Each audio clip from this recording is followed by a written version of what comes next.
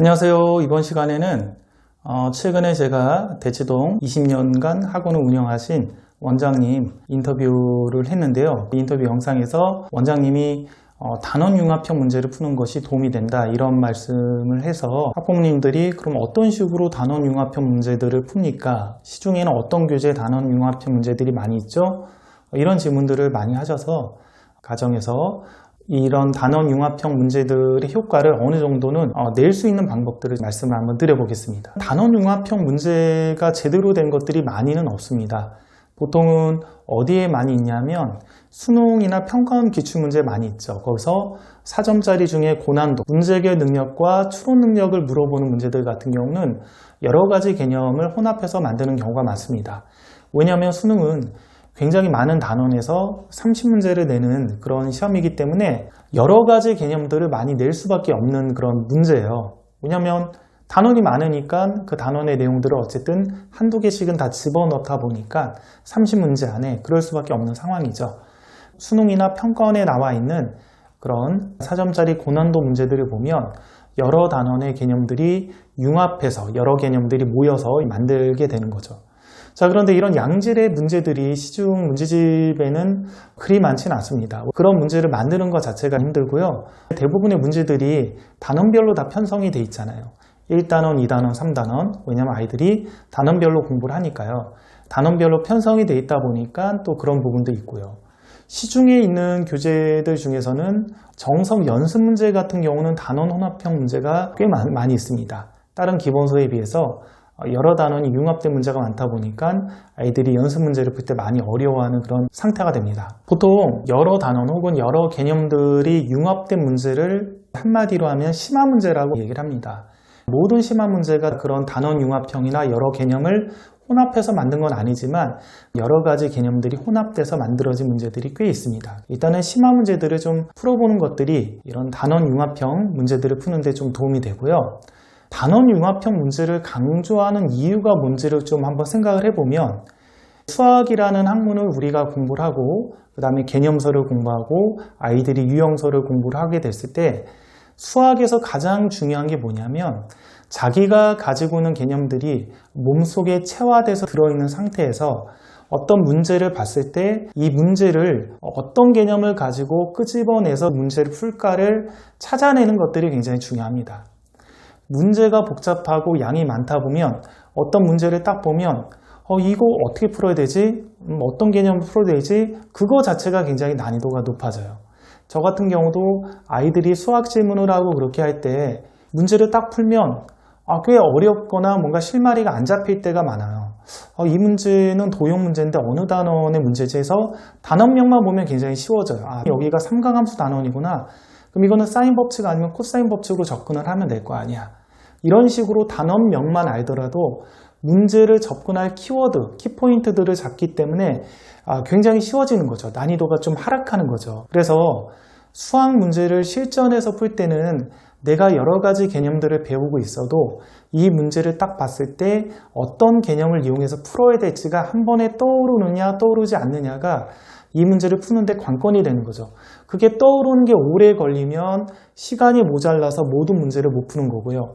떠오르는 속도가 빠르면 바로바로 풀어서 낯선 문제, 어려운 문제들까지 풀 수 있는 것이죠. 대부분의 이제 시험 문제 같은 경우는 출제자분들이 그 문제를 딱 봤을 때 이게 어느 단원의 어느 문제구나를 알 수 있는 문제, 즉 정형화된 문제를 출제를 하고요. 그래서 얘가 개념학습이 제대로 돼 있는지를 확인할 수 있는 문제죠. 그런 문제를 꼭 냅니다. 그리고 두 번째로 비정형화된 문제. 얘가 딱 봤을 때 이거 처음 보는 스타일인데 어떤 개념을 가지고 문제를 접근해야 되지? 이런 스타일의 문제를 반드시 냅니다. 비정형화된 문제를 풀기 위해서는 이러한 낯선 문제를 자기가 어떤 개념으로 가지고 끄집어낼 것인가 생각해서 푸는 그런 연습들이 많이 중요한 거죠. 그래서 그런 연습들을 하기 위해 심화 문제를 푸는 것들이 많이 도움이 되고요. 교육과정 평가원 측에서도 그런 비정형화된 문제는 많은 문제를 풀려고 하지 말고 우리가 출제했던 문제들을 다양한 각도로 여러 가지 방법으로 풀어보는 것이 굉장히 도움이 된다라고 비정형화된 문제를 푸는 그런 해법들을 제시를 한 적이 있습니다.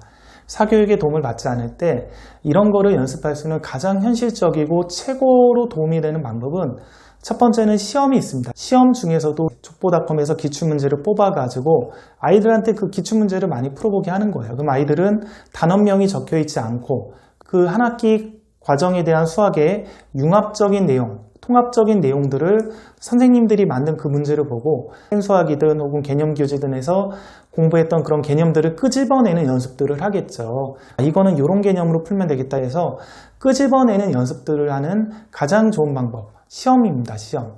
그리고 이 기출문제로 시험을 봐도 좋고요.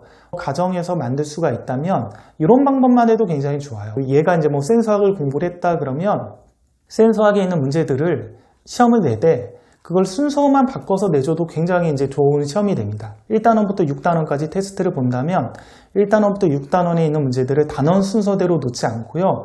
좀 흐트려서 거기 있는 문제들을 그냥 어머님들이 손으로 베껴서 10문제면 10문제 혹은 20문제면 20문제 이렇게 베껴서만 내도 굉장히 좋은 시험이 됩니다. 그럼 아이는 그런 단원명이 없는 상태에서 단원 순서도 모르는 상태에서 자기가 배운 내용들을 끄집어내는 연습들을 하게 되는 것이죠. 그리고 평상시 공부를 할 때 같은 경우는 이거는 뇌과학에서 추천하는 방식인데요. 수학 공부를 할 때 한 단원을 공부를 하고 있으면 그 한 단원 공부한 다음에 또 다른 단원 그리고 이 한 단원 이런 방식으로 공부하는 것도 많이 도움이 된다고 합니다. 그러니까 예를 들면 이런 거죠. 얘가 선행으로 중학교 2학년 2학기를 공부하고 있다. 그러면 동시에 현행 복습으로 뭐 중학교 1학년 1학기를 병행하는 거죠. 그래서 오늘은 뭐 중학교 2학년 2학기를 했으면 다음 날은 중학교 1학년 1학기를 한다라든지 아니면 1시간은 중학교 2학년 2학기를 했으면 1시간은 중학교 1학년 1학기를 한다라든지 학원 구조라면 중학교 2학년 2학기를 수업 시간에 했으면 1학년 1학기는 숙제로 내준다라든지 이런 것들 같은 경우도 뇌가 서로 다른 단원들에 적응을 해서 자기가 배웠던 것들을 끄집어내는 연습들을 하는데 도움이 된다라고 이렇게 얘기를 합니다. 교재 같은 경우도 주교재 같은 경우가 있잖아요. 그러니까 예를 들면 초등학교로 치면 디딤돌 기본을 풀리면 워크북이 있잖아요.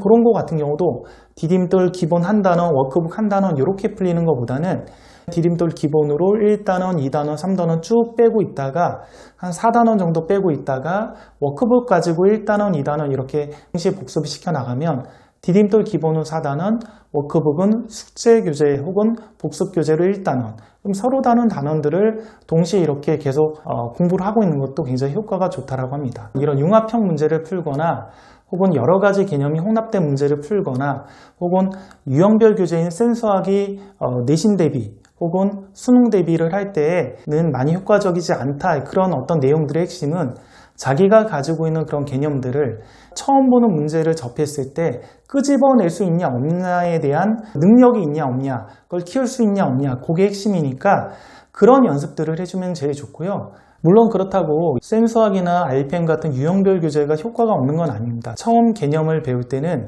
개념설하고 아이들의 개념이 좀 안 잡혔으면 그런 유형별 교재를 가지고 다시 한번 복습을 해나가면 개념들이 나름 튼튼하게 많이 생깁니다. 단지 시험을 잘 보기 위해서는 끄집어내는 연습을 해야 되고 내가 가지고 있는 개념을 아무 힌트도 없을 때 어떤 문제를 보고 어떤 개념을 써야 될지를 끄집어내는 연습이 필요하다 보니 센수학이나 RPM 같은 유형별 교재를 그 내신 대비까지도 계속 반복해서 푸는 것보다는 내신 대비 때는 그런 끄집어내는 연습들을 많이 해주는 게 효과적이다. 이렇게 생각을 하시면 좋습니다. 여기까지 하겠습니다.